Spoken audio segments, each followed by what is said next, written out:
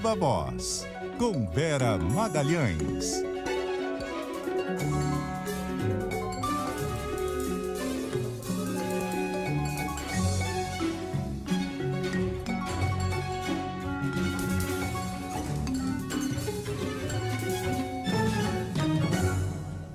E aí, Vera?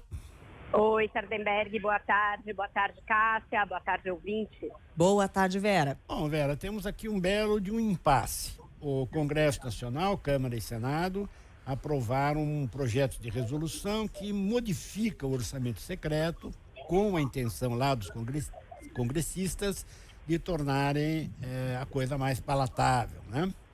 Ao mesmo tempo, no Supremo Tribunal Federal, a votação está 5-4 contra o orçamento secreto, isto é, 5 votos pela inconstitucionalidade do orçamento secreto, faltando os votos de Gilmar Mendes e Lewandowski. E aí, Vera? Exato, Sardenberg, mas no Supremo esse placar tende a virar, porque Ricardo Lewandowski e Gilmar Mendes são votos esperados pela acomodação, ou seja, não declarar o orçamento secreto inconstitucional, apenas saneá-lo. O problema está na diferença entre o que os ministros do Supremo, que estão construindo essa saída, e o que Arthur Lira, Rodrigo Pacheco e os congressistas entendem por sanear as emendas do relator, as chamadas RP9. Pela proposta do ministro Alexandre de Moraes, que deu um voto que tende a ser considerado o voto médio, ou seja, o voto que vai balizar o acórdão final do Supremo, ele quer que as emendas tenham a mesma transparência das emendas individuais e de bancada, e que elas sejam totalmente pagas proporcionalmente às bancadas dos estados, dos partidos, etc., sem nenhum poder discricionário para os presidentes da Câmara e do Senado e para o próprio relator do orçamento. Na verdade, ele mantém o valor, mantém a possibilidade do Congresso alocar aqueles recursos, mas os torna iguais às outras emendas regulares que já existem. Esse projeto aprovado aí, a toque de caixa, pelo Congresso Nacional, para tentar se contrapor o que está sendo discutido no Supremo, ele é diferente, porque ele passa a considerar que 80% do valor reservado à RP9 que passaria a ser distribuído de forma proporcional ao tamanho das bancadas dos partidos no Congresso. Então, ele ainda mantém 20% para essa distribuição discricionária feita pelos presidentes, ou seja, mantém algum poder de fogo para eles para determinar quem recebe e quem não recebe, e com isso praticamente controlar a agenda do Legislativo. Então, essa é a diferença.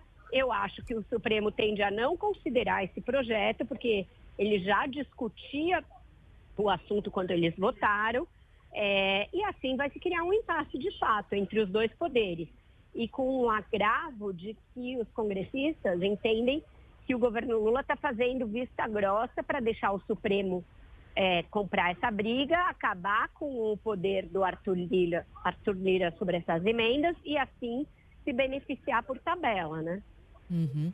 E Vera, se a gente continua com esse impasse na semana que vem, a situação vai ficando preocupante do ponto de vista de limite de tempo da aprovação para a PEC, e eu estou falando isso porque quando a gente pensa no orçamento de 2023, tem recursos ali que estão previstos nessa proposta. Então, se ela não for aprovada, a gente não sabe o que vai ser do orçamento, né? Exato. Cria-se aí uma dúvida jurídica tremenda, Cássia. Por quê, né? Porque a PEC da transição entrou nessa equação. Então, ela foi sendo segurada à medida em que os congressistas esperavam pelo desfecho do Supremo. Acontece que, como você disse, tem esses recursos dos quais depende a execução, por exemplo, do Auxílio Brasil, ou Bolsa Família, como quer que se chame, de 2023 em R$600. E aí, o que o Lula faria caso, no limite, não se aprove a PEC? Voltou-se a falar na possibilidade de edição de uma medida provisória.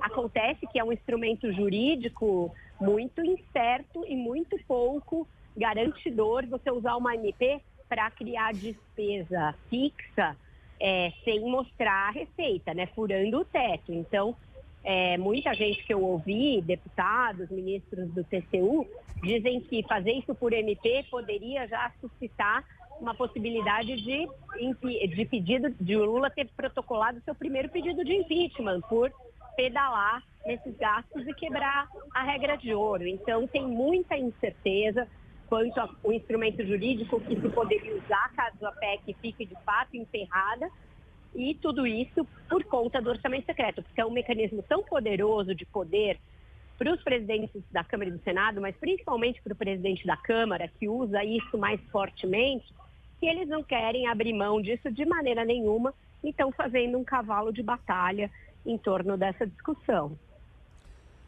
Bom, isso aqui tem que votar até terça-feira, né? Tem que resolver até terça-feira, que o Congresso entra em recesso, né? Já na semana que vem.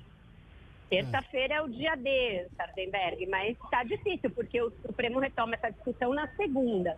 Aí vai ter Lewandowski e Gilmar votando. Se eles votarem pelo voto médio, a gente passa a ter 4 votos por essa saída, 2 pela constitucionalidade total do orçamento secreto e 5 pela inconstitucionalidade.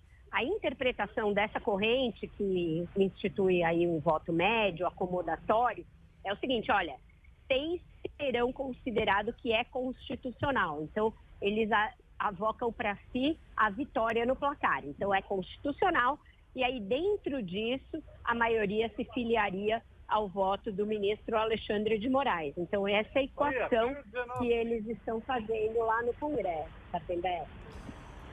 Ok. No Congresso não, no Supremo. A ver como é que está andando a coisa. Vera Magalhães, obrigado, Vera. Acompanhamos semana que vem. Até mais. É isso, um bom fim de semana para vocês e para todos. Até mais, Vera.